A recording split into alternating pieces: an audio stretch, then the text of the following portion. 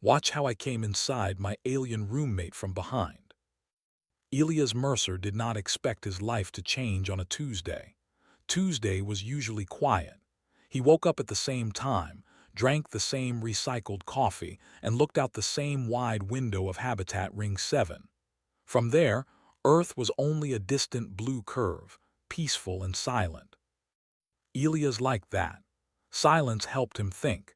He worked as a systems analyst, which meant most people did not notice him. He fixed small problems before they became big ones. He liked being invisible. Invisible people stayed safe. That morning, Elias checked his apartment terminal before leaving for work. A new message blinked on the screen. Housing update, mandatory roommate assignment, effective immediately. Elias frowned. Roommate, he said out loud. He had lived alone for 6 years. Single occupancy units were rare, but his job clearance allowed it, or at least it used to. He opened the message. Due to interspecies cooperation protocols, you have been selected to participate in the residential exchange program. Compliance is required. Details classified. Elias stared at the word classified. That's not comforting, he muttered. He scrolled down, hoping for more information. There was none. No name, no species, no explanation. Just one final line, arrival scheduled for 19:00 hours. Please ensure access clearance. Elias leaned back in his chair and exhaled slowly. Humanity had officially joined the Galactic Council only 5 years ago. Since then, aliens had appeared in news feeds, diplomatic halls, and research stations. But regular people did not live with them. Not like this. Residential exchange, Elias said. Sure. He went to work distracted. Numbers blurred on his screen. His coworkers noticed something was wrong, but Elias said nothing. Classified was classified. By the time he returned home, the station lights had shifted to evening mode. The hallway outside his apartment was quiet, clean, and empty. At exactly 19:00, his door chimed. Elias stood still for a moment, then walked to the door and opened it. The alien stood there silently. It was taller than Elias, thin, and wrapped in a smooth, dark garment that reflected light like calm water. Its shape was mostly humanoid, but not quite. The limbs bent differently. The head was slightly elongated, with 2 large, dark eyes that reflected Elias' face back at him. The alien did not move. Hello, Elias said, because that felt like the correct thing to do. The alien inclined its head just a little. Greetings, Elias Mercer, it said in careful, precise English. I am Catherine. The voice was calm, neither male nor female. It sounded practiced. Elias swallowed. You know my name. Yes, Catherine replied. I know many things. That did not help. Elias said. Please come in. Catherine stepped inside. Its movements were smooth, almost quiet enough to forget. Almost. The door slid shut behind them. For a few seconds, neither spoke. Catherine stood just behind Elias, not close enough to touch, but close enough that Elias could feel someone there. He stepped forward without thinking, creating space. This is my apartment, Elias said. There's a spare room. I wasn't told what you'd need. This will be sufficient, Catherine said. Your environment is acceptable. Good, Elias said. That's good. Catherine did not move toward the spare room. Instead, it stood behind Elias again, looking around the living space. Elias felt the strange urge to turn around. He resisted. Can I ask, Elias said carefully, why me? Catherine was silent for a moment. You were selected because you are unremarkable, it said. Elias blinked. I see. This is not an insult, Catherine added. Unremarkable humans display natural behavior. They do not perform. Oh, Elias said, that's comforting, I think. Catherine tilted its head slightly. Do humans often lie to make others feel better? Yes, Elias said immediately. All the time. Catherine nodded as if confirming something. The evening passed slowly. Elias cooked a simple meal. Catherine did not eat but observed. Elias sat on the couch to watch an old comedy show. Catherine stood behind the couch, watching Elias watch the screen. After 15 minutes, Elias could not take it anymore. "You don't have to stand there," he said. "You can sit or not be behind me." Catherine paused. "This position provides optimal observation," it said. "Observation of what?" Elias asked. "Of you." Elias sighed. "Right, of course." Catherine moved at last, sitting across the room. Elias relaxed without realizing he had been tense. Later, as station night cycle dimmed the lights, Elias prepared for sleep. He hesitated before closing his bedroom door. "Do you need anything?" he asked. "No," Catherine replied. "I will remain active." "You don't sleep." "I enter reduced awareness states. I will not disturb you." "That's nice," Elias said. He closed the door and lay in bed, staring at the ceiling. He did not sleep well. In the days that followed, Elias learned that living with Catherine was like living with a shadow that asked questions. Simple questions. Why do humans talk to themselves?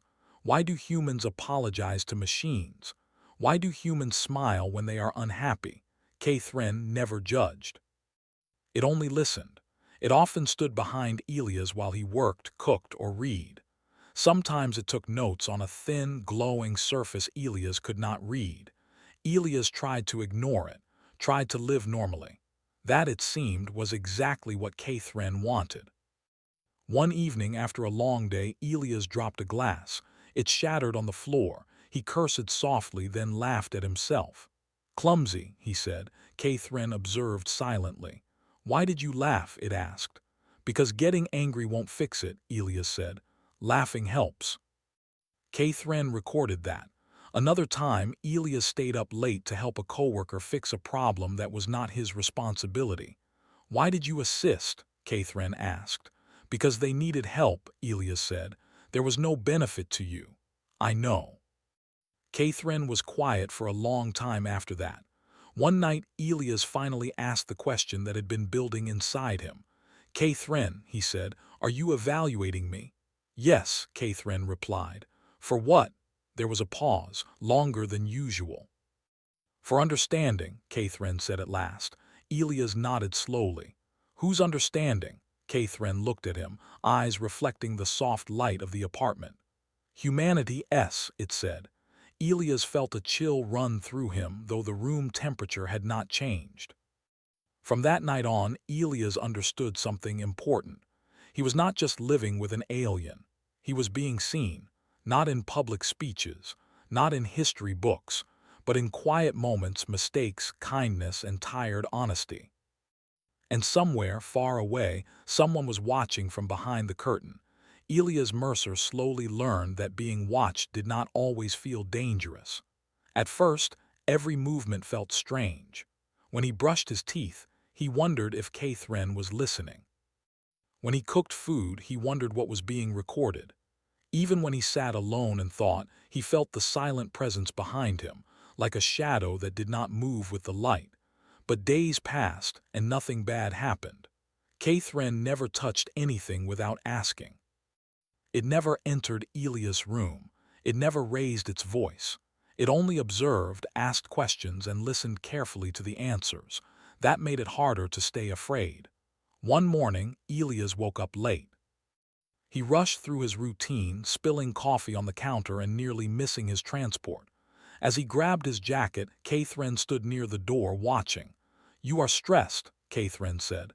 "Very," Elias replied. "Late day." "You often accept stress without complaint," Catherine noted. "Everyone does," Elias said. "That's just life." Catherine tilted its head. "Many species do not." Elias paused. "Then they're lucky." At work, Elias tried to focus, but his thoughts kept drifting back to the apartment, to the quiet alien presence, to the strange idea that someone was learning what it meant to be human by watching him. That night when Elias returned home, the apartment smelled different. Warm, rich. He stopped in the doorway. Catherine stood near the kitchen unit. A pan rested on the counter. Inside it was something that looked almost like food. "Is that dinner?" Elias asked carefully. "Yes," Catherine said. "I observed your preparation methods. I attempted replication." Elias stared. "You cooked." "I applied heat to nutritional compounds," Catherine corrected. The result is uncertain. Elias laughed before he could stop himself. That's okay, he said. You tried, that counts. They sat at the table together. Elias tasted the food. It was bland but not bad. It needs salt, Elias said. Catherine made a note. Why do humans share food? Catherine asked. It's how we connect, Elias replied. Eating together matters. Catherine considered this. Connection is inefficient. Yeah, Elias said with a smile. Humans aren't very efficient. That night, Elias realized something had changed. Catherine no longer stood behind him all the time. Sometimes it sat beside him. As the weeks passed, the questions became deeper. Why do humans keep objects with no function? Why do humans feel guilt over events they cannot change? Why do humans help strangers? Elias answered honestly, even when he did not fully understand the answers himself. Because it feels right, he said more than once. Catherine often grew quiet after those words. One evening, a station-wide alert interrupted their routine. Notice temporary power adjustment. Non-essential SYSTEMS will cycle offline. The lights dimmed. The apartment grew quiet. Elias sat on the couch rubbing his eyes. I hate these outages.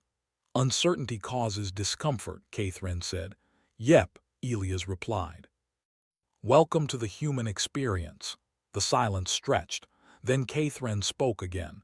You are not exceptional, it said. Elias glanced over. You've mentioned that. And yet, Catherine continued, you demonstrate repeated behaviors inconsistent with self-interest. Elias frowned. Is that a problem? For some civilizations, Catherine said, yes. Elias felt a small knot form in his chest. You keep saying things like that, like you're judging us. Catherine turned its gaze toward him fully. I am not judging, it said. I am clarifying. Clarifying what? The nature of your species. The lights flickered back on. The room felt suddenly smaller. Catherine, Elias said slowly, what happens after you're done clarifying? Catherine did not answer right away. Decisions follow observation, it said finally. What kind of decisions? Survival-level decisions. Elias swallowed. That night he could not sleep. He stared at the ceiling and thought about history books, first contact speeches, and proud announcements of humanity joining the stars. None of them mentioned quiet apartments or invisible tests. The next day, Elias noticed something else. Catherine seemed distracted. It paused longer before speaking. It reread its notes. It stared out the window at Earth's distant curve. What are you thinking about? Elias asked. I am reviewing previous assessments of humanity, Catherine said, and, Elias asked, they are incomplete. Elias raised an eyebrow. Because of me. Because of lived experience, Catherine corrected. That made Elias feel something he could not name. Later that week, Elias received a message from his sister on Earth. Their mother was sick, not critically but enough to worry. Elias sat quietly after reading it. Catherine noticed. Your emotional state has shifted, it said. My mom's not well, Elias replied. I can't go down right now. You are distressed because you cannot assist, Catherine said. Yes. Yet your presence would not improve her condition. I know, Elias said softly, but it would help her feel less alone. Catherine went silent. That night Elias saw something new. Catherine hesitated, just slightly, but enough. The next morning, Elias found a small object placed on the kitchen table. It was smooth and warm to the touch. What's this? Elias asked. A communication focus, Catherine said. It allows limited direct contact with my superiors. Elias' heart sped up. Why are you showing me this? Because I am uncertain, Catherine replied. That single sentence carried more weight than anything before it. You're unsure? Elias asked. Yes, Catherine said. Your species displays contradiction. You are capable of destruction, yet you invest emotional energy where no advantage exists. Elias leaned back in his chair. That's kind of our thing. Catherine looked at him. This trait has saved some species. It has ended others. Well, Elias said quietly, we're still here. Catherine studied him closely, not from behind this time, face to face. "You are altering the data," it said. Elias smiled faintly. "Sorry. I am not displeased," Catherine replied. Another alert sounded through the station. This one was different, shorter, sharper. Catherine stiffened. "That was not scheduled," it said. "What does that mean?" Elias asked. "It means," Catherine said slowly, "that observation may be ending sooner than expected." Elias felt his stomach drop. Ending how? Catherine did not answer. Instead, it looked at the communication focus on the table. For the first time since arriving, the alien did not stand behind Elias. It stood beside him. And for Elias Mercer, that was the moment he understood something important. Whatever decision was coming, it would not be made far away in council chambers alone. It would be shaped by quiet rooms, shared meals, and one unremarkable human who chose to be himself when no one asked him to perform. Somewhere beyond the station, larger forces were moving. And the test was no longer just about watching humanity. It was about whether someone would stand with them. The station went into lockdown without warning. Elias first noticed it when the floor lights changed color. Soft white lines turned amber, then red. A low tone echoed through the apartment, steady and calm, but heavy with meaning. "Notice, Habitat Ring 7 is now under security protocol. Please remain in place." Elias stood up from the table. "That doesn't sound normal." Catherine was already moving. It stepped toward the window, its posture stiff and alert. The distant stars outside seemed unchanged, but something in the alien's body language told Elias that everything had just shifted. "This is not a drill," Catherine said. Elias' mouth felt dry. "What's happening?" Catherine did not answer right away. Instead, it placed a small device on the table. The same communication focus Elias had seen before. Its surface glowed softly. "Observation has concluded," Catherine said. Elias' heart skipped. "Concluded, that's it. You just leave." "No," Catherine replied. "It means others are now involved." Before Elias could ask more, the apartment terminal activated on its own. Lines of unfamiliar symbols flashed across the screen, then shifted into translated text. "Assessment phase. Final review." Elias stared. "Final review of what?" Catherine turned to face him fully. "Your species," it said. The room felt suddenly very small. "For decades," Catherine continued, "humanity has been observed from a distance. Your wars, your alliances, your expansion into space. Data suggested potential risk." "Risk to who?" Elias asked. "To everyone," Catherine replied calmly. Elias clenched his hands. "So this whole thing living here watching me, it was a test?" "Yes." "And if we fail?" Elias asked. Catherine hesitated. "That outcome is irreversible." Elias did not like the sound of that. Another alert echoed through the station. This time the tone was sharper. "External VESSELS detected. Do not panic." Elias let out a short laugh. "Too late." Catherine looked at him. "You are afraid." "Of course I am," Elias said. "You just said our entire species might be judged." "Judgment is not the correct term," Catherine said. "Correction is." Elias felt a chill. "Correction how?" Catherine's eyes shifted away. "Nonviolent containment," it said carefully. "Civilization limitation. Resource restriction. In some cases, forced isolation." Elias shook his head. "You're talking about controlling us." "Yes." "Because we're messy?" Elias asked. "Because we're not perfect." "Because imperfect species can become dangerous," Catherine said. Elias stepped closer. "You've been here, you've watched, you've seen us at our worst and our best. Do you really think we deserve that?" Catherine was silent. Outside, the stars shifted. A dark shape passed slowly across the window, massive, silent, and not human-made. Elias' breath caught. "That's one of them, isn't it?" "Yes," Catherine said. "A review vessel." The apartment terminal chimed again. "Observer Catherine, report required." The words stayed on the screen, waiting. Catherine looked at the message, then at Elias. "This is the moment," it said. Elias swallowed. "The moment for what?" For my final input, Catherine replied. My report will influence the decision. Elias felt his chest tighten. So, what do you tell them? Catherine did not answer immediately. It walked slowly around the room, touching nothing, observing everything one last time. You were selected because you were unremarkable, it said, yet you have complicated the assessment.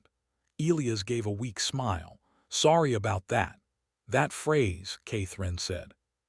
Humans use it often, even when they are not at fault. Yeah, Elias said, it's a habit.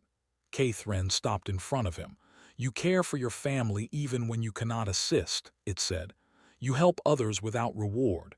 You tolerate being observed without hostility. You accept fear without surrender. Elias shrugged. I'm just doing my best. That, Catherine said quietly, is the problem. Elias frowned. Problem. For the models, Catherine clarified. They do not account for quiet resilience. The station shook slightly. Not violently, but enough to feel. Elias looked around.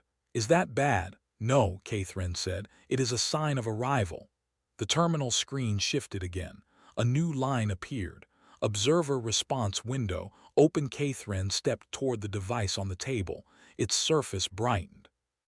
Elias felt a sudden rush of panic. Wait, Catherine paused. Yes. You said earlier that decisions follow observation, Elias said. But who decides? A council, Catherine replied. Ancient, cautious. Have they ever been wrong? Elias asked. Catherine's silence was answer enough. Elias took a breath. Then let me say something. You are not authorized, Catherine said. I know, Elias replied. I'm not asking to speak to them. I'm asking you to listen. Catherine studied him for a long moment. I am listening, it said. Elias searched for words. He was not a speaker, not a leader, just a man in a small apartment talking to an alien who might decide the future. We're not perfect, Elias said. We mess up, a lot. We fight, we panic, we make bad choices. Catherine remained still. But we also try, Elias continued. We try again, we learn, sometimes slowly, sometimes painfully. And yeah, we can be dangerous, but we're also the ones who run toward problems instead of away from them, even when it costs us. He looked at Catherine. You saw that, you lived here, not in our speeches, in our kitchens, in our quiet moments. Catherine's eyes reflected the soft light of the device. You believe that is enough? It asked. I believe, Elias said, that judging a species by fear of what it might become is worse than trusting what it chooses to be. The station shook again, a little stronger this time. Catherine turned back to the device. Once transmitted, the report cannot be changed, it said. Elias nodded. I know. Catherine placed its hand above the glowing surface, then it stopped. There is risk, it said, to me. Elias looked up sharply. What kind of risk? Defiance, Catherine replied. Deviation from protocol. Elias felt a heavy weight settle in his chest. You don't have to do this. Yes, Catherine said, I do. It activated the device. Light filled the room, soft but powerful. Symbols moved too fast to read. The device hummed quietly. Catherine began to speak. It did not speak in data, it spoke in story. It spoke of a human who lived alone and expected nothing special from life. Of shared meals, late nights, broken glasses, and quiet kindness. Of laughter without reason and help without reward. It spoke of fear met with honesty. Of observation that led not to control but to understanding. Elias listened, hardly breathing. When the light faded, the device dimmed. The terminal went silent. For a long moment, nothing happened. Then, slowly, the red lights in the apartment shifted back to amber. The shaking stopped. Outside the window, the massive shape began to move away. Elias let out a long breath he did not realize he was holding. Is it over? He asked. Catherine remained still. No, it said. It is paused. Elias frowned. Paused. They are reconsidering, Catherine replied. That is rare. Elias felt a strange mix of relief and fear. What happens now? Catherine turned to him, no longer standing behind but directly in front. Now, it said, they will want to see more. More of what? Elias asked. Catherine looked around the small apartment, then back at Elias. More of humanity, it said, as it truly is. Elias laughed softly, tired but sincere. Then I hope they're patient. Catherine made a sound Elias had never heard before. It took him a moment to realize it was something like amusement. They will have to be, it said. Beyond the station, powerful forces waited, and for the first time, humanity was not being judged from behind a distant curtain alone. Someone who had watched from the shadows had stepped forward, and the final decision had not yet been made. The station felt different after the pause. The alarms were silent. The lights returned to their normal soft glow. People slowly stepped back into hallways, confused but unharmed.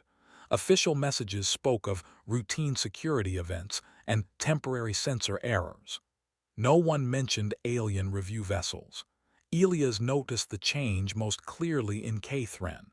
The alien no longer stood behind him. Instead, Catherine stood near the window watching Earth, hands folded, posture thoughtful.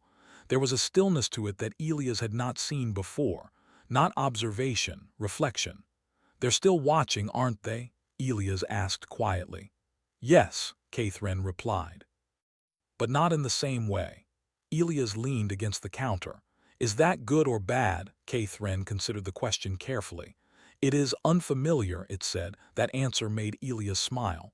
Welcome to being human. Days passed. No soldiers arrived. No ships returned. Life on Habitat Ring 7 continued. Elias went back to work. Catherine remained in the apartment, but now it asked fewer questions and spent more time simply existing. One evening, Elias came home tired. He dropped onto the couch and stared at the ceiling. You okay? Catherine asked. Just exhausted, Elias said. Too much thinking. Thinking is a sign of adaptation, Catherine said. Or stress, Elias replied. Probably stress. Catherine sat across from him. You are aware that your actions have influenced interstellar policy. Elias groaned. Please don't say it like that. It is accurate, Catherine said. That's worse. For the first time, Catherine made a sound Elias recognized as laughter. Quiet, slightly awkward, real. Later that night, the communication focus activated again. This time it did not glow brightly. It pulsed gently like a calm heartbeat. Catherine approached it slowly. They are ready to conclude, it said. Elias sat up straight. Conclude as in final decision. Yes. Elias swallowed, and they wish to speak, Catherine added. Elias' eyes widened. To you? To both of us, Catherine said. The device projected a soft image into the air. Shapes formed, tall, ancient figures made of light and shadow. Their voices were calm, layered, and distant. Observer Catherine, they said. Human Elias Mercer. Elias froze. They know my name. They know many things now, Catherine replied softly. One of the figures spoke again. Humanity presents contradiction, it said. Risk and restraint, destruction and care. Elias clenched his hands but said nothing. Your species has been observed in power, another voice continued, but rarely in stillness. The figures shifted. This observation was enlightening. Catherine stood tall, not behind Elias, beside him.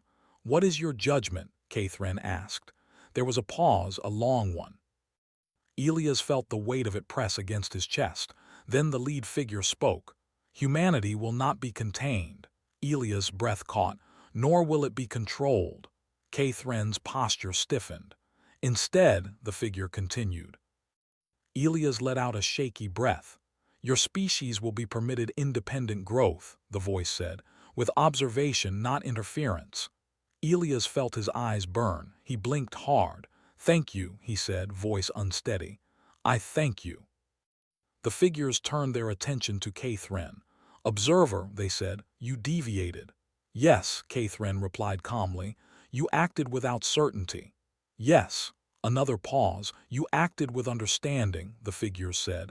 Catherine inclined its head. Your role as observer is concluded, the voices continued. You may return. Catherine did not respond immediately. Elias felt something twist inside him. Return where? To my people, Catherine said quietly. The figures waited. Catherine looked at Elias. I have a request, it said. The figures seemed to consider this. State it. I request reassignment, Catherine said, not as an observer but as a liaison. The room went silent. Elias' heart raced. You would stand with them, the figures asked. Yes, Catherine replied. They deserve to be seen from the front. The figures shifted again. This choice carries consequence, they warned. I accept that, Catherine said. Another long pause. Finally, request granted. The image faded. The device went dark. The room was quiet.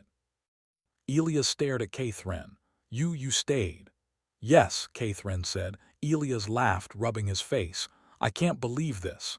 Neither can they, Catherine replied. In the weeks that followed, the truth slowly emerged. Not to the public, not fully, but humanity noticed changes. Alien diplomats became more open. Restrictions eased. Joint projects began. Humans were no longer treated like a potential problem, but like a young species with promise. Elias remained unremarkable, and that somehow became remarkable. One evening, Elias found a new message on his terminal. Housing update, roommate status confirmed, permanent assignment. He looked up at Catherine. Guess you're stuck with me. I find the arrangement acceptable, Catherine said. That's the nicest thing you've ever said. Catherine made that soft laugh again. Later, as they watched Earth together, Elias asked, Do you ever regret it? Catherine considered the question. No, it said. Observation taught me many things. Like what? Elias asked. That humanity does not need to be guided, Catherine replied. It needs to be trusted. Elias smiled. Out in the stars, ancient powers adjusted their models. They had expected warriors. They had expected chaos. Instead, they found something harder to measure. A species that cared when no one watched. That chose kindness without reward. That stood its ground not with fear, but with quiet courage. Humanity was no longer being judged from behind. It was finally being seen.